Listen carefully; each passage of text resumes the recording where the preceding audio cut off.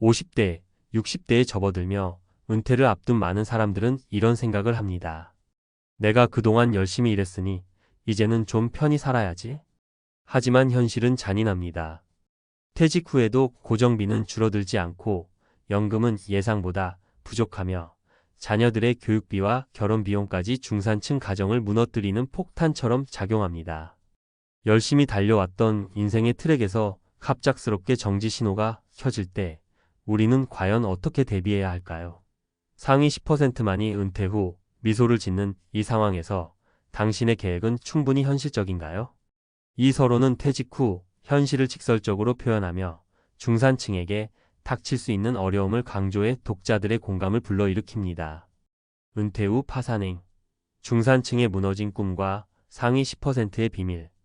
50대, 60대에 접어든 사람이라면 누구나 한 번쯤은 이런 생각을 해봤을 겁니다.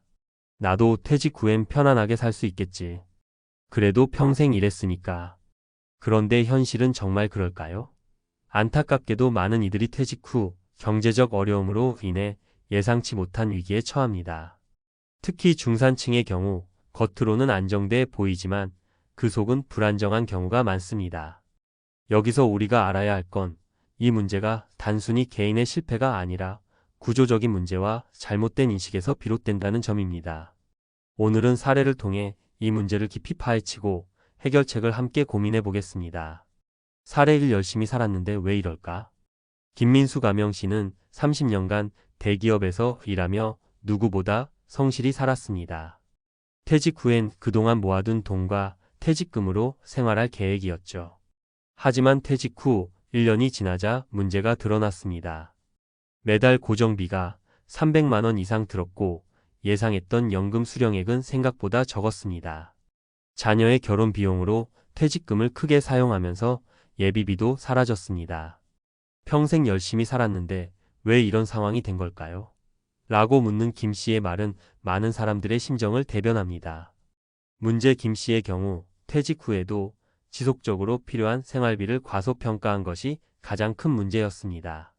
현실적으로 자녀 지원, 의료비, 그리고 예기치 못한 지출이 은퇴 생활을 위협할 수 있다는 점을 간과한 것입니다. 사례 2. 연금만 믿고 있었다. 이정자 가명 씨는 60세에 퇴직 후 국민연금과 개인연금으로 생활할 계획이었습니다. 연금만 있으면 충분하겠지라는 생각으로 은퇴를 준비했는데 실제 생활은 달랐습니다. 매달 국민연금으로 받는 90만 원과 개인연금으로 받는 50만 원으로는 고정 지출을 충당하기조차 어려웠습니다.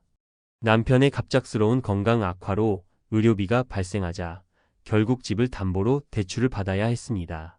문제 연금은 분명 중요한 재원이지만 의료비나 예기치 못한 상황까지 커버할 정도로 충분하지 않을 수 있습니다. 연금 외에 추가적인 수입원을 마련하지 않으면 은퇴 생활은 금세 무너질 수 있습니다. 사례 3. 계획 없는 소비의 덫. 박영희 가명 씨 부부는 퇴직 후 이제 우리도 좀 즐기며 살자고 결심했습니다. 그래서 연금을 기반으로 여행을 다니고 평소 원했던 대형 SUV를 구입했습니다.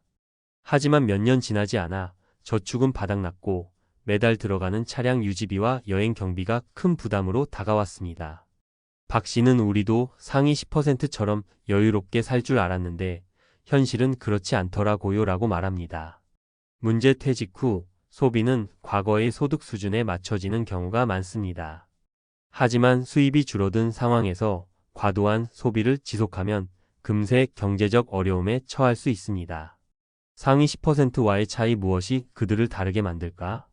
그렇다면 왜 상위 10%는 은퇴 후에도 여유롭게 살 수 있는 걸까요? 그들의 비밀은 단순합니다. 첫째, 철저한 재정 계획입니다. 그들은 은퇴 후에 고정 지출과 변동 지출을 세밀히 계산해 대비합니다. 둘째, 다양한 소득원을 확보합니다. 단순히 연금에 의존하지 않고 투자나 부업 등을 통해 지속적인 수입을 만듭니다. 셋째, 소비를 통제합니다. 필요 이상의 지출을 철저히 억제하며 필요한 곳에만 돈을 씁니다. 중산층이 살아남기 위한 실질적인 전략. 1. 은퇴 전 재정 점검. 먼저 은퇴 전에 자신의 재정 상태를 냉철하게 점검해야 합니다. 현재의 자산으로 은퇴 후 몇 년을 버틸 수 있을지, 고정 지출과 변동 지출은 어떻게 되는지 명확히 파악해야 합니다. 2. 추가 수입원 마련. 연금만으로 부족하다면 부업이나 파트타임 근무, 자격증을 활용한 일거리를 찾아야 합니다. 예를 들어 김 씨는 퇴직 후 온라인 강의를 시작해 월 200만 원의 추가 수입을 얻고 있습니다. 3. 소비 습관의 변화. 퇴직 후 소비는 반드시 줄여야 합니다. 기존의 생활 수준을 유지하려다 보면 금세 자산이 고갈됩니다. 불필요한 소비를 줄이고 가성비 좋은 소비를 지향해야 합니다. 마무리하며 퇴직 후의 삶은 준비된 사람에게는 새로운 기회가 될 수 있지만 준비하지 못한 사람에게는 위기입니다. 열심히 일해온 삶의 결실을 퇴직 후에도 유지하려면 현실적인 계획과 냉철한 판단이 필요합니다. 상위 10%만 웃는 현실을 바꾸는 건 결국 당신의 선택에 달려 있습니다. 지금 바로 점검하고 준비하세요. 그래야 은퇴 후에도 웃을 수 있습니다. 전문가 칼럼 퇴직 후 무너지는 중산층, 살아남는 법은? 퇴직 후의 삶, 생각만 해도 설렘과 걱정이 공존하죠. 하지만 현실은 설렘보다는 걱정이 더 크다는 걸 은퇴를 준비하거나 이미 퇴직을 경험한 많은 분들이 몸소 느낍니다. 중산층으로 살아오며 열심히 일한 만큼 은퇴 후에도 평온하고 안정적인 삶을 기대하는 건 당연한 일이죠. 그러나 준비되지 않은 은퇴는 그 기대를 산산조각 낼 수 있습니다. 오늘은 전문가의 시선으로 은퇴 후 경제적 파산을 막기 위해 우리가 꼭 알아야 할 방법과 전략을 이야기해 보겠습니다. 은퇴 후 왜 중산층이 흔들리는가? 많은 분들이 나는 중산층이니까 괜찮겠지라고 생각하십니다. 하지만 중산층이란 기준은 생각보다 모호합니다. 현재의 소득과 자산이 안정적이라고 해서 미래에도 안정적일 거라는 보장은 없습니다. 특히 퇴직 후 소득이 급격히 줄어드는 순간부터 그 모호함은 곧 위기로 다가옵니다. 첫 번째 원인 과소평가된 은퇴 비용. 은퇴하면 돈 쓸 일이 줄겠지? 라는 생각은 큰 착각입니다. 오히려 은퇴 후에는 의료비, 생활비, 여가비 등 예상치 못한 지출이 늘어납니다. 자녀 지원이나 돌발 상황에 대비하지 못하면 금세 자산은 고갈됩니다. 두 번째 원인 연금에 대한 과신. 연금은 분명 중요한 노후 자산이지만 현실적으로 매달 받는 금액이 생활비 전부를 충당하기엔 부족한 경우가 많습니다. 국민연금 평균 수령액이 약 100만 원 남짓이라는 점을 생각해 보면 답이 나오죠. 추가적인 소득원이 없는 경우 연금만으로 안정적인 생활을 유지하기는 어렵습니다. 세 번째 원인 준비 없는 소비. 퇴직 후에도 이전의 소비 패턴을 유지하면 문제가 생깁니다. 특히 중산층은 평생 이렇게 살아왔으니 이 정도는 괜찮겠지라고 생각하기 쉽습니다. 그러나 소비는 소득 수준에 맞춰 조정하지 않으면 은퇴 후 파산으로 이어질 수 있습니다. 사례로 보는 은퇴 후 현실. 사례 1 예상치 못한 의료비 폭탄. 최 씨 부부는 60대에 퇴직한 후 은퇴 자금을 계산하며 연금과 저축으로 20년은 버틸 수 있을 거라 생각했습니다. 그런데 남편이 갑작스레 큰 병을 얻어 3년간 치료비로 수천만 원을 사용하게 되었죠. 이때부터 생활비가 부족해지며 집을 담보로 대출을 받을 수밖에 없었습니다. 사례 이 연금만 믿고 준비하지 않은 결과. 박 씨는 은퇴 후 연금을 믿고 생활을 시작했습니다. 그러나 연금만으로는 고정 지출을 충당하기 어려웠고 추가적인 소득이 없던 그는 결국 자산을 조금씩 처분하며 생활비를 마련해야 했습니다. 그는 은퇴 전에 부업이라도 시작했어야 했는데라며 후회했습니다. 사례 3 자녀 지원이 만든 빈곤. 김 씨는 자녀 결혼 자금을 지원하고도 큰 자부심을 느꼈습니다. 하지만 예상보다 더 큰 지출로 퇴직금 대부분을 사용하게 되었고 이후 본인의 생활은 빠듯해졌습니다. 그는 자녀를 돕는 것도 좋지만 내 노후를 지키는 것이 더 중요하다는 걸 깨달았다고 고백합니다. 은퇴 후 살아남기 위한 3가지 전략. 1. 고정 지출 줄이기. 고정비를 줄이는 것이 가장 효과적인 전략입니다. 생활비를 줄이기 위해서는 주거비를 포함해 필수적인 지출 항목을 꼼꼼히 점검해야 합니다. 예를 들어 자가 소유의 집에 살고 있다면 한층 낮은 관리비가 드는 작은 집으로 이사하거나 주택을 임대해 추가 수입을 얻는 방법도 고려해 볼 수 있습니다. 2. 추가 소득원 만들기. 퇴직 후에도 안정적인 소득이 있어야 합니다. 요즘은 온라인 강의, 자격증 활용, 프리랜서 1등 다양한 방식으로 추가 소득을 창출할 수 있습니다. 50대의 자격증을 취득하거나 취미를 수익화하는 방법도 실질적으로 도움이 됩니다. 3. 금융 포트폴리오 재점검. 자산을 효율적으로 관리하는 것이 핵심입니다. 안전 자산과 위험 자산의 비율을 조정하고 필요하다면 전문가의 도움을 받아 포트폴리오를 재구성하세요. 특히 안정적인 배당 수익을 얻을 수 있는 투자 상품은 은퇴 후 꾸준한 소득을 창출하는 데 유용합니다. 은퇴 후 상위 10%로 살아남는 비결. 상위 10%는 은퇴 후에도 자신들의 자산을 활용해 지속적으로 소득을 만들어냅니다. 그들의 비결은 철저한 계획과 통제입니다. 비상금을 철저히 관리합니다. 소비를 최소화합니다.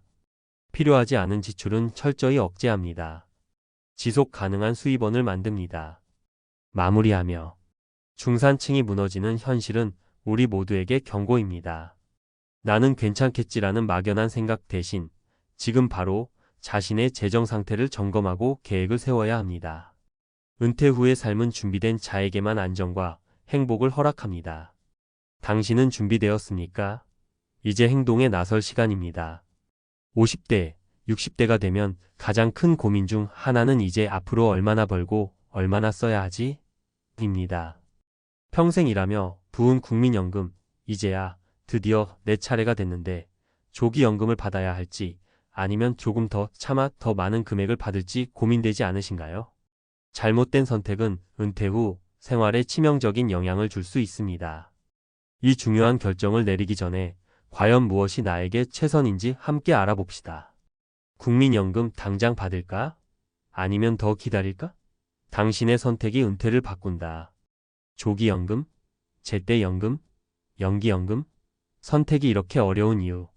50대, 60대가 되면 은퇴가 코앞으로 다가오면서 국민연금을 어떻게 받을까? 라는 고민에 휩싸이는 분들이 많습니다. 연금을 당겨 받을지, 딱 제때 받을지, 아니면 조금 더 기다렸다가 받을지에 따라 매달 들어오는 돈이 달라지고 결국 삶의 질에도 영향을 미치기 때문입니다.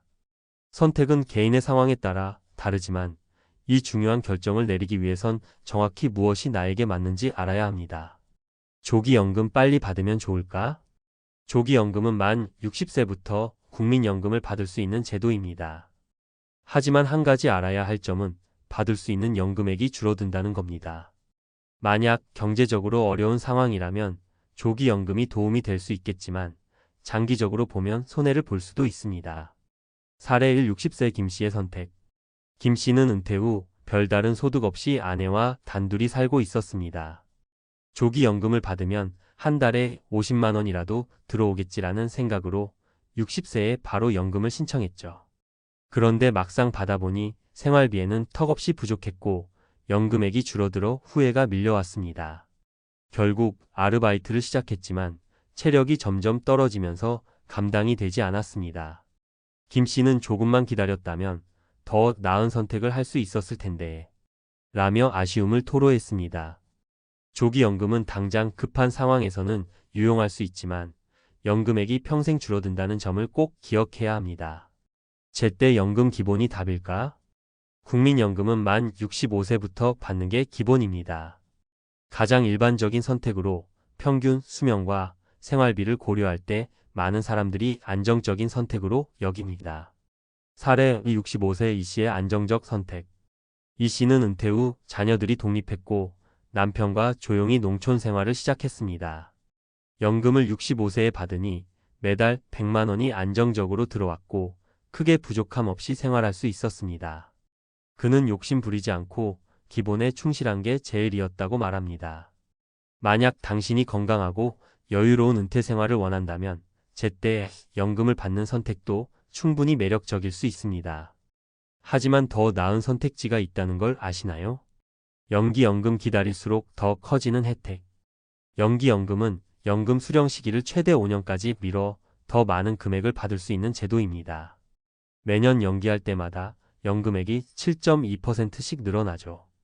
장기적으로 보면 가장 이득이 될 수 있습니다.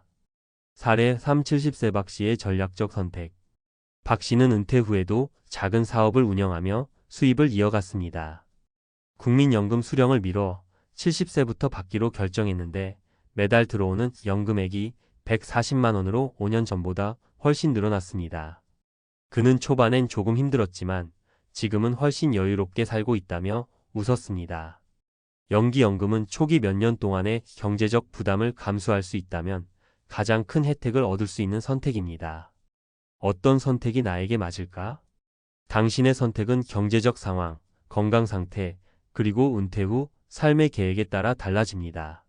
현재 경제적 상황, 당장 생활비가 급한 상황이라면 조기 연금이 도움이 될 수 있지만 장기적인 손해를 감수해야 합니다. 건강 상태와 기대, 수명 건강하게 오래 살 자신이 있다면 연기연금이 더 많은 혜택을 줄 수 있습니다. 추가 소득 여부, 연금을 연기하는 동안 다른 소득원이 있다면 기다리는 전략이 유리할 수 있습니다. 마지막으로 꼭 기억해야 할 점. 국민연금은 단순히 돈이 아니라 당신의 미래를 지탱할 중요한 버팀목입니다. 어떤 선택을 하든 충분히 고민하고 계획한 후 결정해야 합니다. 급한 마음으로 선택하면 후회로 이어질 수 있다는 걸 김 씨의 사례에서 알 수 있었죠. 반면 여유와 전략적인 선택이 박 씨처럼 행복한 은퇴를 만들 수도 있습니다. 이제 당신은 어떤 선택을 하시겠습니까? 국민연금, 당신의 은퇴를 바꿀 가장 중요한 결정입니다. 국민연금, 당신의 선택이 은퇴의 품격을 결정한다. 은퇴가 다가올수록 우리를 괴롭히는 가장 큰 고민 중 하나는 바로 국민연금을 언제 받을지입니다. 조기연금, 제때연금, 연기연금 중 어떤 선택이 나에게 최선일까? 이 문제는 단순히 숫자, 계산으로 끝나는 것이 아닙니다. 삶의 질, 건강 상태, 경제적 안정감과 모두 연결된 아주 복합적인 문제죠. 이번 칼럼에서는 전문가로서 국민연금의 선택이 은퇴 후 삶에 미치는 영향을 구체적인 사례와 함께 이야기해 보겠습니다. 왜 국민연금 선택이 중요한가? 국민연금은 단순히 월급처럼 매달 들어오는 돈이 아닙니다. 이는 당신의 은퇴 후 삶을 지탱하는 가장 안정적인 버팀목입니다. 연금을 언제 어떻게 받느냐에 따라 인생 후반전의 안정감과 자유가 완전히 달라질 수 있습니다. 숫자 이상의 선택, 삶의 질에 달려 있다. 이 문제를 쉽게 생각하면 안 됩니다.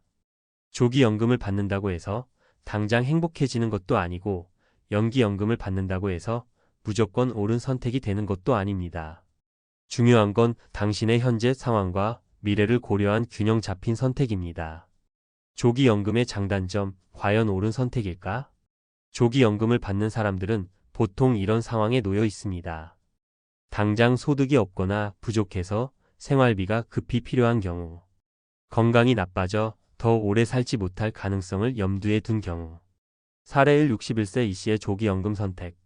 이 씨는 30년간 직장 생활을 하다 60세에 은퇴했습니다. 은퇴 이후 특별한 소득이 없어 61세에 조기연금을 선택했죠. 매달 70만 원씩 들어오는 연금은 생활비에 큰 도움이 됐지만 문제는 연금액이 줄어든다는 것이었습니다. 이 씨는 처음엔 나쁘지 않았지만 시간이 지나니 돈이 점점 부족해졌다고 토로했습니다. 조기연금은 급한 상황에선 유용하지만 평생 줄어든 금액을 감수해야 한다는 점에서 신중히 선택해야 합니다. 제때연금 가장 기본이지만 가장 안정적인 선택. 많은 사람들에게 국민연금을 만 65세에 받는 것이 가장 기본적인 선택입니다. 여기에는 장점도 많습니다. 평생 안정적인 금액을 받는다.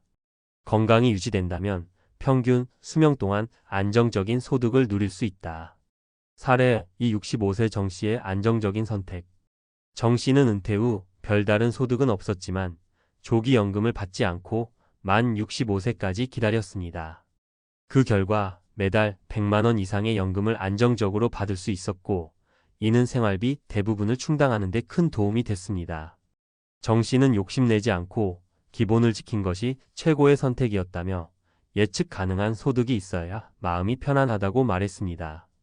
연기연금 기다림이 주는 보상의 가치. 연기연금은 소위 말해 기다림의 미학입니다. 연금을 최대 5년까지 연기할 경우 매년 연금액이 7.2%씩 증가합니다. 장기적인 관점에서 보면 가장 경제적인 선택이 될 수 있습니다. 하지만 이 선택을 하기 위해선 초기 몇 년간의 경제적 여유와 체력이 필요합니다. 사례 3-70세 박 씨의 연기연금 성공기. 박 씨는 은퇴 후 작은 자영업을 유지하며 65세부터 연금을 받지 않고 기다렸습니다. 70세가 되자 박 씨는 매달 150만 원에 가까운 연금을 받게 되었고, 이는 초기 금액보다 훨씬 더 큰 금액이었습니다. 그는 초반 몇 년간 조금 힘들었지만 지금은 기다린 보람을 톡톡히 느끼고 있다고 말했습니다. 연기연금은 장기적으로 안정적인 생활을 원하거나 다른 소득원이 있는 사람들에게 적합한 선택입니다. 국민연금을 결정할 때 반드시 고려해야 할 3가지. 현재 소득과 재정 상황. 조기연금을 받을지, 제때 받을지, 연기할지의 첫 번째 기준은 현재의 재정 상태입니다. 만약 당장 생활비가 부족하다면 조기연금을 선택해야 할 수도 있습니다. 하지만 다른 대안이 있다면 조금 더 기다리는 것도 방법입니다. 건강 상태와 기대 수명. 연금을 늦게 받을수록 금액이 늘어나지만 건강 상태와 기대 수명을 고려해야 합니다. 건강이 좋지 않다면 조기연금을 선택하는 것도 합리적인 결정일 수 있습니다. 은퇴 후 생활 계획. 당신이 은퇴 후 어떤 삶을 살고 싶은지에 따라 선택이 달라질 수 있습니다. 여행이나 취미생활 등 여유로운 삶을 원한다면 연기연금으로 더 많은 금액을 받는 것도 방법입니다.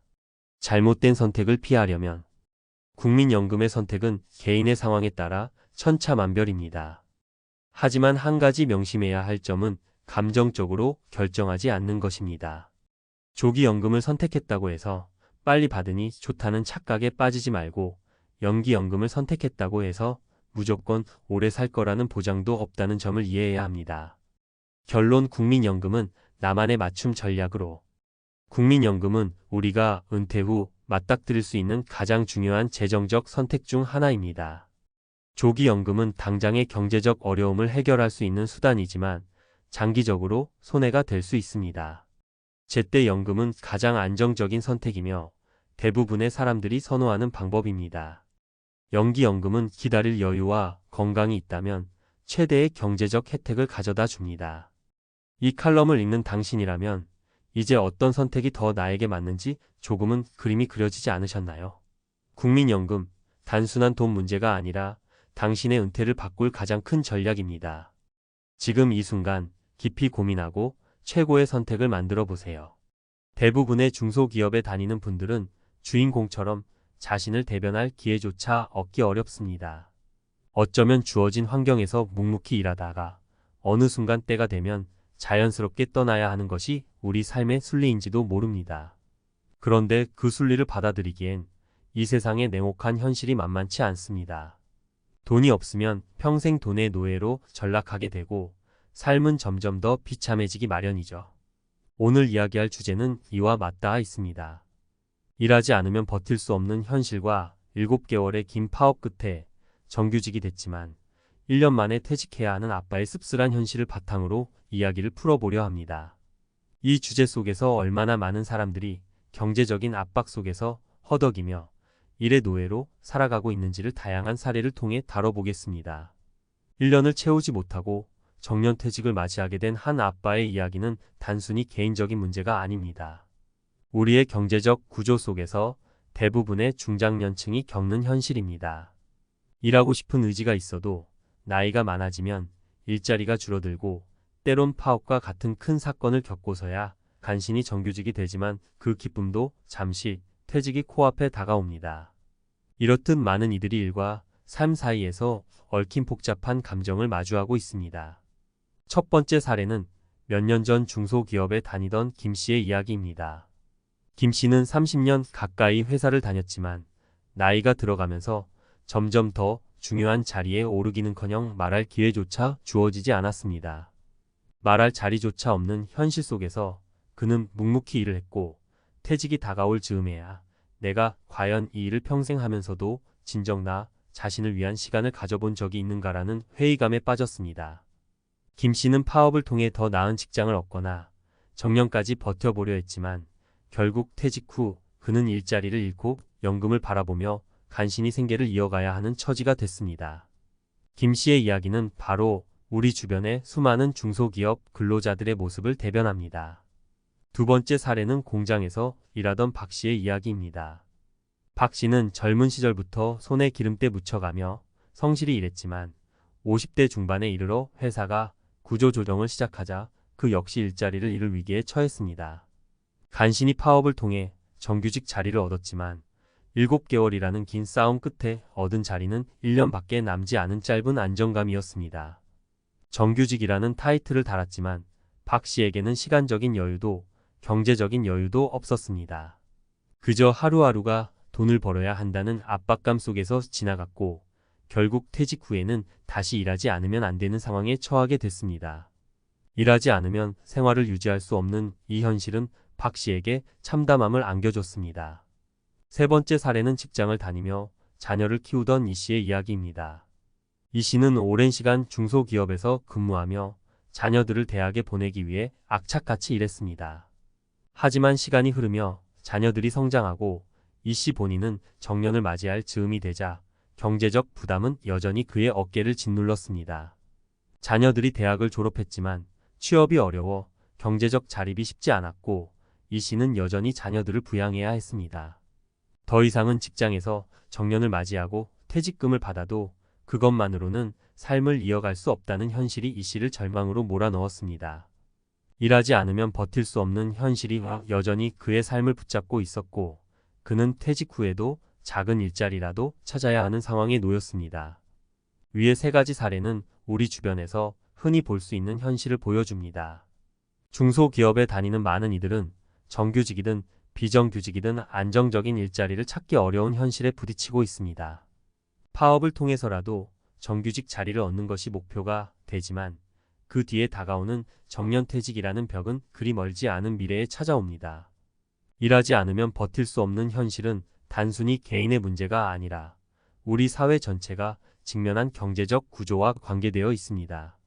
나이가 들수록 일자리가 줄어들고 퇴직 후에도 삶을 유지하기 위해서는 다시 일할 수밖에 없는 환경. 이 환경 속에서 사람들은 어떻게든 경제적 안정감을 찾으려 하지만 그 과정은 매우 힘겹고 때론 절망적입니다. 결국 우리는 지금의 노동 현실을 바탕으로 어떤 선택을 해야 할지 깊이 고민해야 할 때입니다. 단순히 현재의 일에 매달리기보다는 나이 들어서도 일하지 않아도 살 수 있는 준비를 미리 해야 합니다. 돈이 모든 것을 해결하지는 않겠지만 돈이 없으면 비참한 삶을 피하기 어렵다는 것이 슬픈 현실입니다. 그렇기에 우리는 일찍부터 미래를 위한 준비를 시작해야만 합니다. 퇴직 후 안정된 삶을 위한 준비 어떻게 시작할 것인가? 오늘날 많은 중장년층이 정년퇴직 후에도 계속 일을 해야 하는 현실에 부딪히고 있습니다. 사실 이런 상황에 처한 이유는 다양하지만 핵심은 한 가지로 귀결됩니다. 바로 재정적 준비 부족이죠.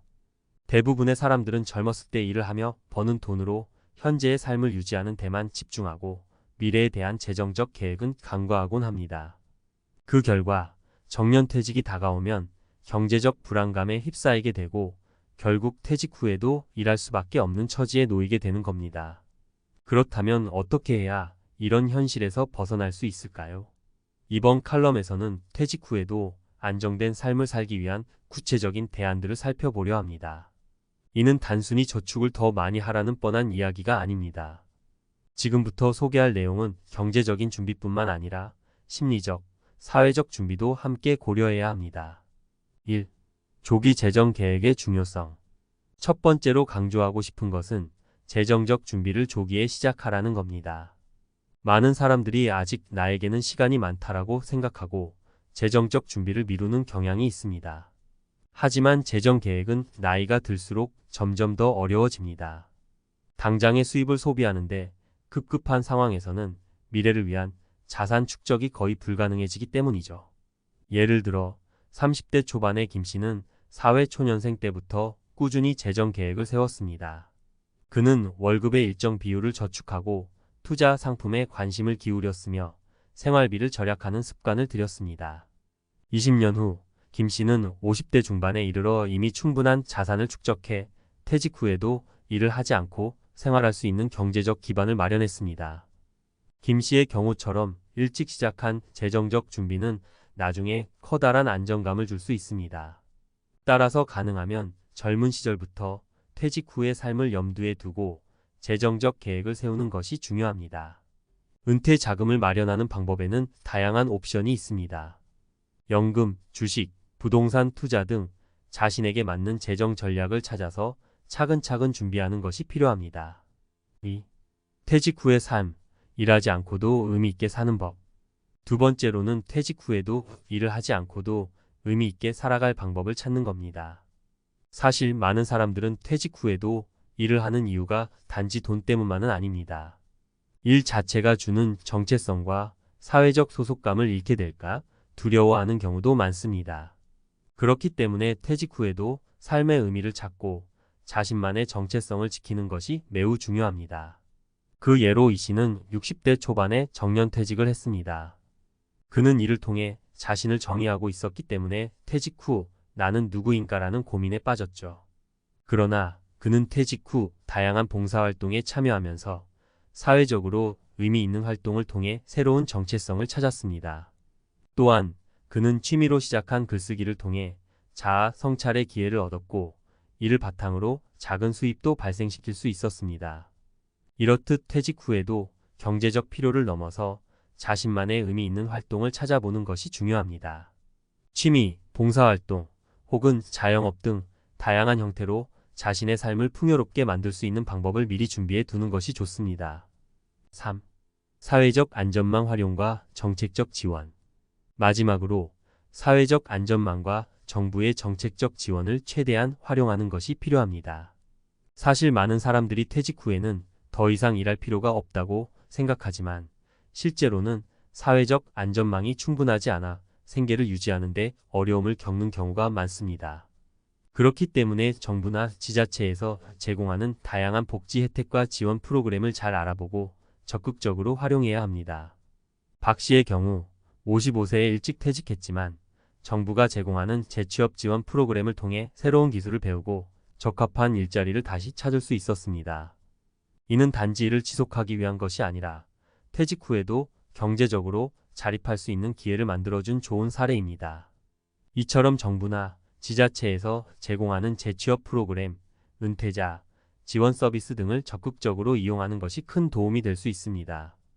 또한 국민연금이나 개인연금 같은 재정적 안전망도 미리 계획적으로 관리해야 합니다.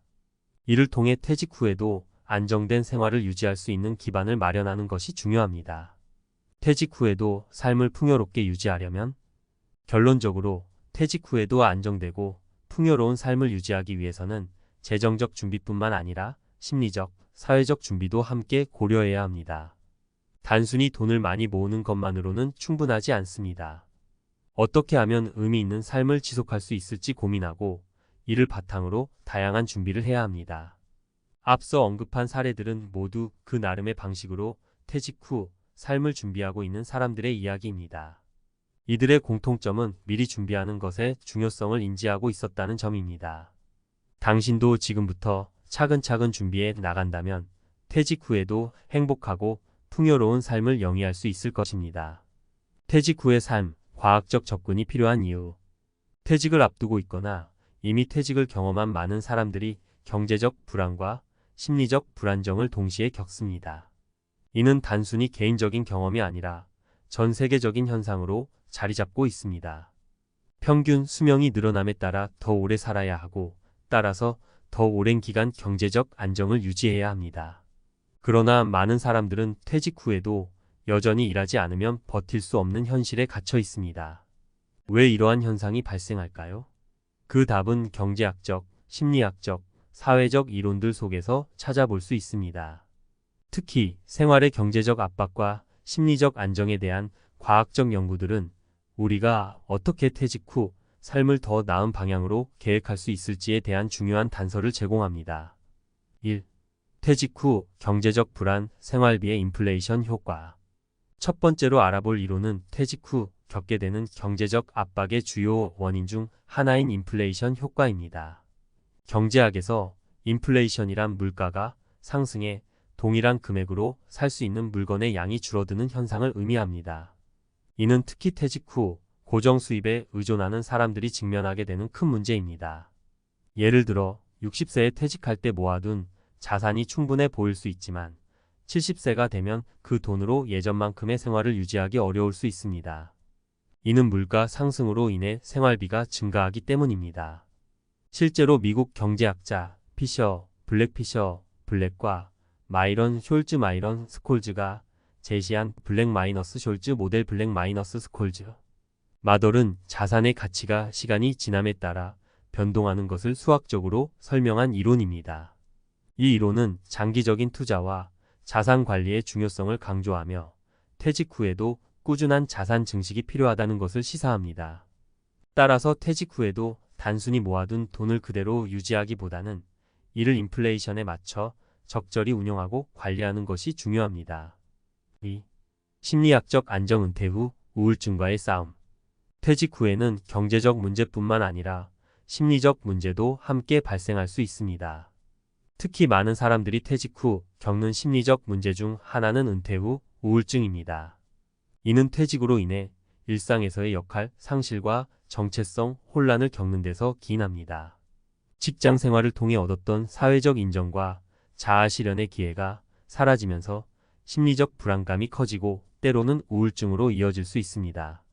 심리학에서 자주 언급되는 사회적 역할 이론 소설 롤실이은 사람들이 특정한 역할을 수행할 때 정체성을 형성하며 그 역할이 사라지면 정체성의 붕괴를 경험한다고 설명합니다. 직장에서의 역할을 잃는다는 것은 곧 사회적 관계와 자신을 바라보는 시각이 변화함을 의미합니다. 그렇기 때문에 퇴직 후에는 새로운 사회적 역할을 찾아 자아를 재정립하는 것이 중요합니다. 실제로 많은 심리학 연구는 퇴직 후에도 사회적 활동을 지속적으로 유지하거나 새로운 취미를 개발하는 것이 심리적 안정에 큰 도움을 준다는 점을 강조하고 있습니다. 예를 들어 봉사활동, 지역사회 모임 혹은 취미를 통한 사회적 관계 형성은 은퇴 후 우울증을 예방하는 데 효과적입니다. 3. 사회적 관계의 중요성 고립된 노년을 피하는 법. 사회학적 이론에서도 퇴직 후의 삶을 더 나은 방향으로 이끌기 위한 해법을 찾을 수 있습니다. 특히 사회적 자본 소설 캐퍼털 이론은 개인의 삶에서 사회적 관계망이 중요한 역할을 한다고 말합니다.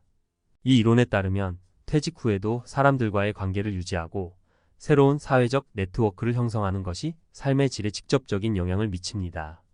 인간은 사회적 동물이기 때문에 고립된 상태에서는 신체적, 정신적 건강이 악화될 수 있습니다. 이와 관련해 하버드 대학교에서 진행한 행복 연구 하버드 스터디 오브 어덜트 디벨로프먼트는 사람들이 행복하고 건강한 노년을 보내기 위해서는 돈이나 지위보다도 좋은 인간관계가 훨씬 더 중요한 요소라고 밝혔습니다. 즉, 퇴직 후에도 사회적 관계를 지속적으로 유지하고 타인과 소통하는 것이 삶의 질을 높이는 데 큰 도움이 된다는 겁니다. 따라서 퇴직 후에도 지역사회 활동에 참여하거나 동호회와 같은 모임에 속해 사람들과의 관계를 이어가는 것이 필요합니다. 이는 단순한 취미를 넘어서 심리적 안정과 삶의 만족도를 높이는 중요한 방법이 될 수 있습니다. 4. 과학적 자산 관리 방법, 자산 배분 이론. 퇴직 후 경제적 안정을 위해 과학적으로 검증된 자산 관리 방법 중 하나는 자산 배분 이론 마던 포트폴리오 실이입니다. 이 이론은 해리 마커위츠가 1950년대에 제시한 이론으로 다양한 자산군에 분산 투자함으로써 위험을 줄이고 안정적인 수익을 얻을 수 있다는 개념입니다. 퇴직 후 자산을 관리할 때는 무리한 고수익 투자를 피하고 안정적인 수익을 목표로 자산을 분산하는 것이 중요합니다. 예를 들어 주식, 채권, 부동산 등에 고르게 자산을 나눠 투자하면 시장의 변동성에 대비할 수 있고 장기적인 수익을 기대할 수 있습니다. 이를 통해 인플레이션이나 경제적 불안정 상황 속에서도 안정적인 자산을 유지할 수 있습니다. 마코위츠의 자산 배분 이론은 특히 퇴직자들에게 유용한 전략입니다. 고위험 고수익 투자보다는 위험을 분산하고 안정적인 수익을 기대할 수 있는 다양한 자산군에 분산 투자하는 것이 장기적으로 퇴직 후 경제적 안정을 확보하는 데 효과적입니다. 결론 퇴직 후 행복한 삶을 위한 과학적 기반. 퇴직 후에도 안정적이고 행복한 삶을 유지하려면 경제적, 심리적, 사회적 준비가 모두 필요합니다. 경제적 측면에서는 인플레이션을 고려한 자산 관리와 자산 배분 전략이 중요하며, 심리적으로는 퇴직 후 새로운 정체성을 찾고 우울증을 예방할 수 있는 활동을 계획하는 것이 필요합니다. 또한 사회적 관계를 유지하고 새로운 네트워크를 형성함으로써 고립을 피하는 것이 건강한 노년을 보내는 데 큰 도움이 될 것입니다. 과학적 이론과 근거는 단순한 이론에 머물지 않고 우리의 실제 삶에 적용할 수 있는 구체적인 방법들을 제공합니다. 이를 바탕으로 퇴직 후에도 풍요롭고 의미 있는 삶을 계획해 나가길 바랍니다. 누구나 한 번쯤은 꿈꿔봤을 겁니다. 60세에 딱 은퇴하고 매일 아침 눈 떠서 시계 안 보고 커피 한 잔 여유롭게 마시고 마당에서 화초를 만지며 하루를 시작하는 삶. 하지만 현실은 어떤가요? 은퇴했는데도 여전히 단기 일자리를 찾고 편의점, 마트, 경비직을 알아보는 60대들이 넘쳐납니다. 왜 그럴까요? 단 하나. 돈이 준비 안 됐기 때문입니다. 그래서 오늘은 평범한 월급쟁이도 진짜 은퇴할 수 있는가? 일 안 하고 살 수 있으려면 과연 얼마가 필요한가? 이 질문에 솔직하게 답해 보겠습니다.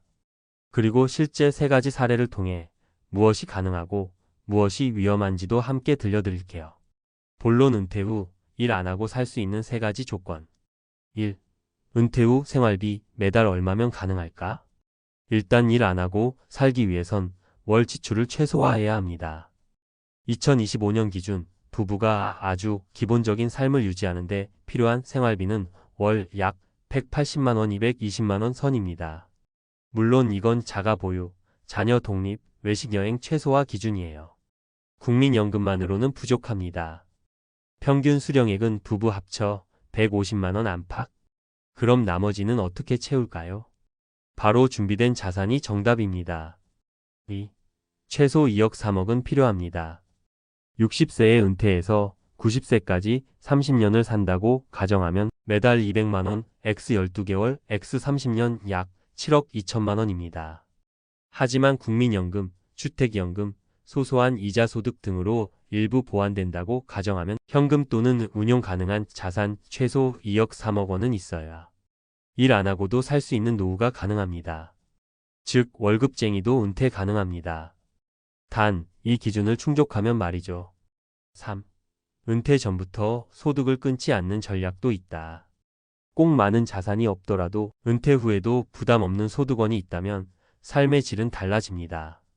예를 들어 작은 월세 수입, 배당금 50만 원, 유튜브 채널, 블로그 광고 수입, 부업 형태의 가벼운 재능 나눔, 온라인 강의 등.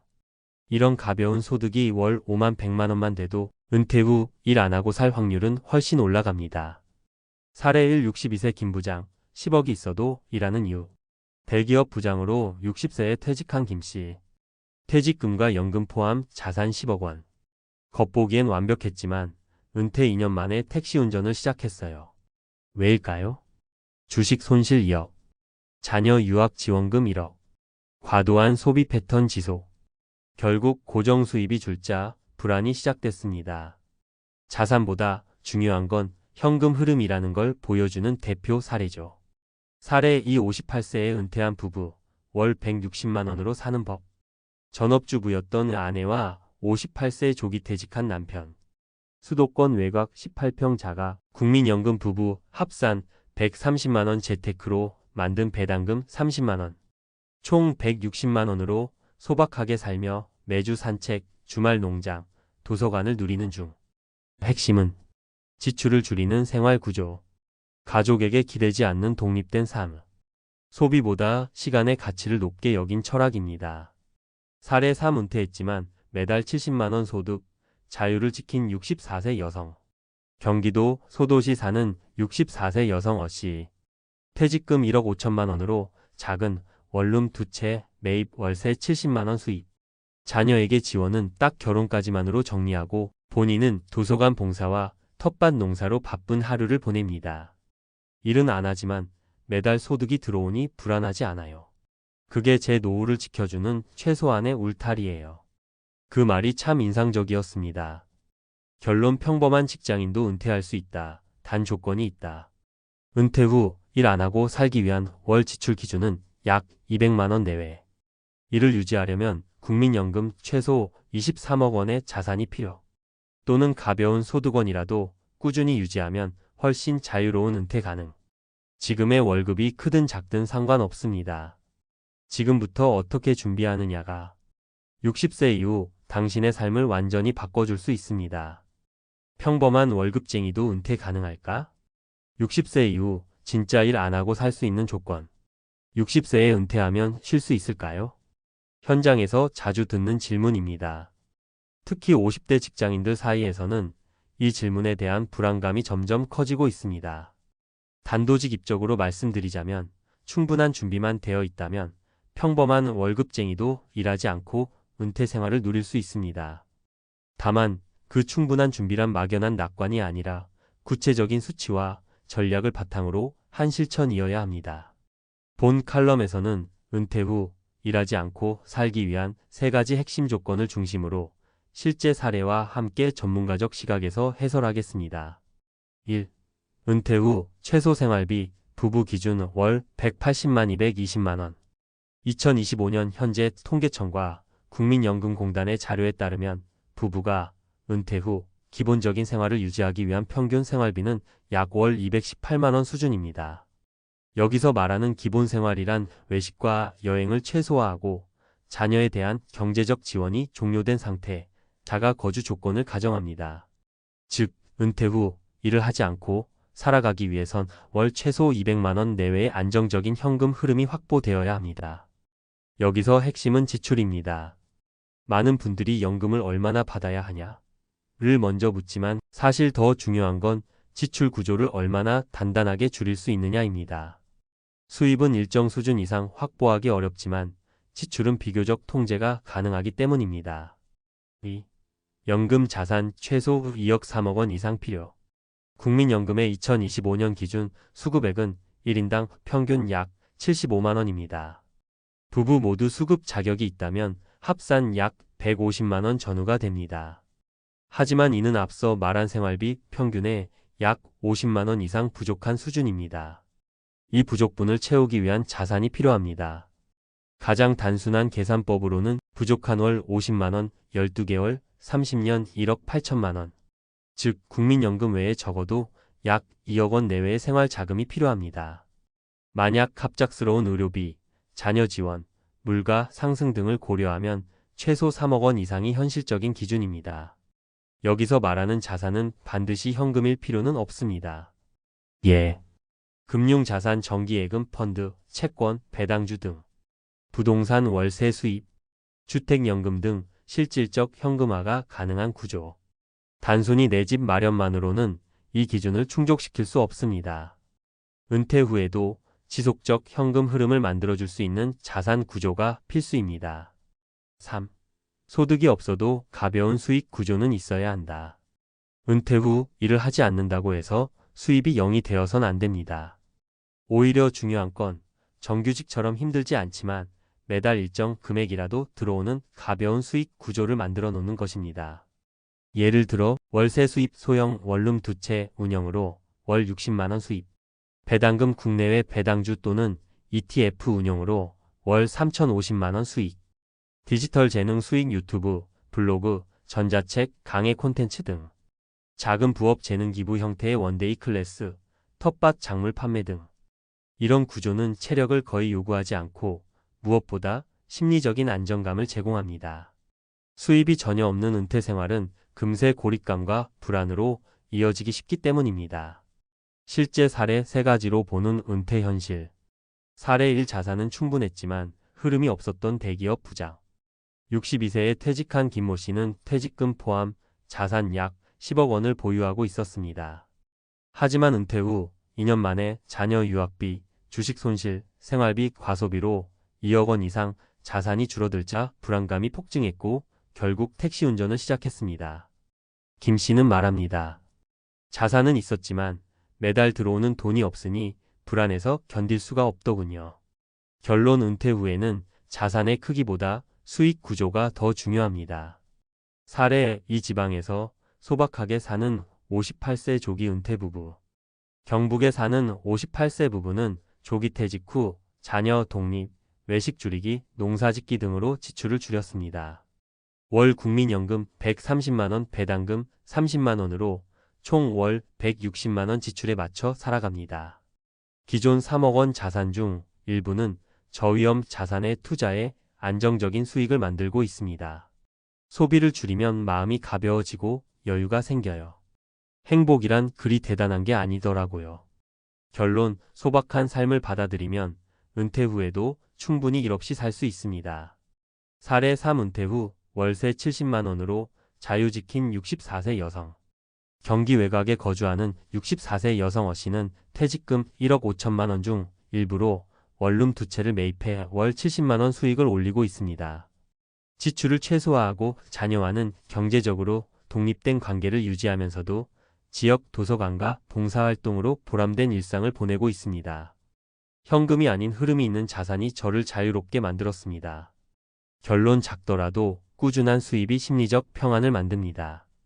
결론, 평범한 월급쟁이도 준비만 된다면 은퇴는 가능하다. 60세 이후 일을 하지 않고 살기 위해선 다음의 기준이 필요합니다. 부부 기준 생활비 월 200만 원 수준 확보. 국민연금 외에 23억 원의 추가 자산 또는 소득원 마련.